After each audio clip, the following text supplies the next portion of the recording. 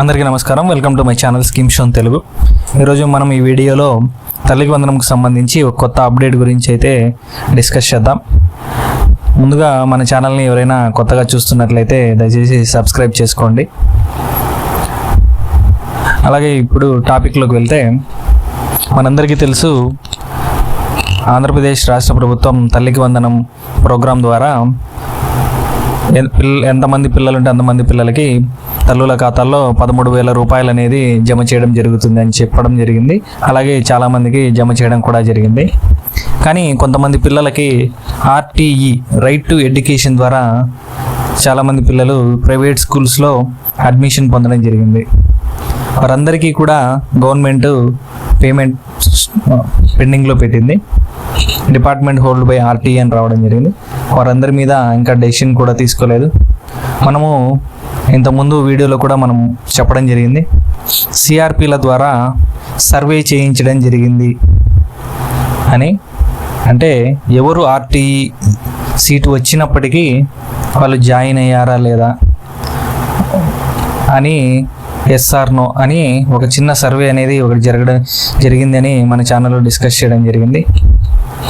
అయితే ఇప్పుడు ఆ సర్వేని బేస్ చేసుకొని ఒక ఇంట్లో ఇద్దరు పిల్లలు ఉంటే ఒక పిల్లవాడు ఆర్టీఈ స్టూడెంట్, రెండో పిల్లవాడు ఆర్టీఈ స్టూడెంట్ కానప్పటికీ payment hold by department RTE అని ఇద్దరికి రావడం జరిగింది. ఇప్పుడు ఆ సర్వేని బేస్ చేసుకొని ఎవరైతే ఆర్టీఈ స్టూడెంట్స్ కాదో వాళ్ళందరికీ ఇంతకుముందు డిపార్ట్మెంట్ హోల్డ్ బై ఆర్టీఈ అని రావడం జరిగింది. వాళ్ళందరికీ కూడా ఈ రోజు నుంచి పేమెంట్ అనేది ప్రాసెస్ చేయడం జరిగింది. చాలామందికి డబ్బులు అనేవి కూడా జమ అవుతున్నాయి. ఇది ముందుగా మన ఛానల్లోని ఝాన్సీ గారు చెప్పారండి. ఝాన్సీ గారు చెప్పంగానే నేను ఒకసారి నా పరిధిలో ఇలా రిమార్క్ వచ్చిన వాళ్ళకి వాళ్ళ ఆధార్ తీసుకొని క్రాస్ చెక్ చేశాను. క్రాస్ చెక్ చేశాకే నేను ఈ వీడియో అనేది చేస్తున్నాను. నేను మీకు ఆ స్క్రీన్ షాట్ కూడా చూపిస్తాను, డిస్ప్లే మీద చూపిస్తాను.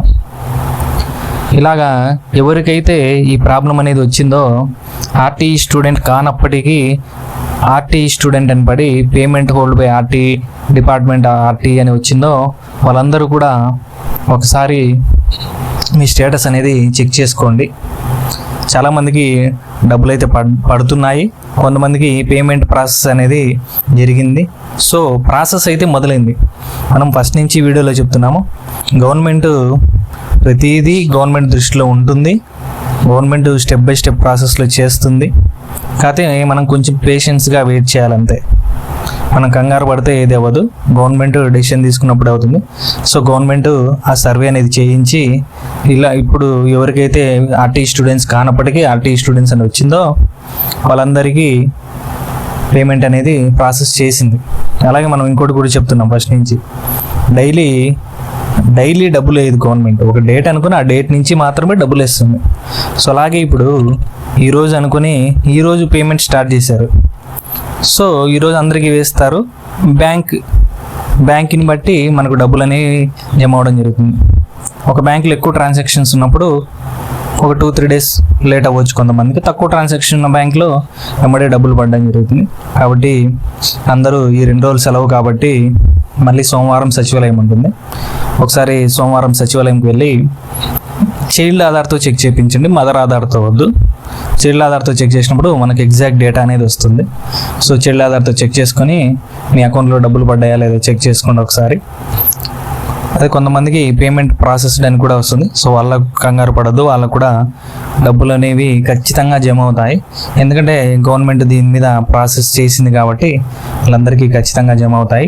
త్వరలోనే మిగిలిన రిమార్క్స్ ఉన్న వాళ్ళకు కూడా గవర్నమెంట్ డెసిషన్ తీసుకొని వాళ్ళకు కూడా త్వరగా డబ్బులు వేయాలని ఆశిద్దాము. థ్యాంక్ యూ అండి. Thank you for watching. జై హింద్.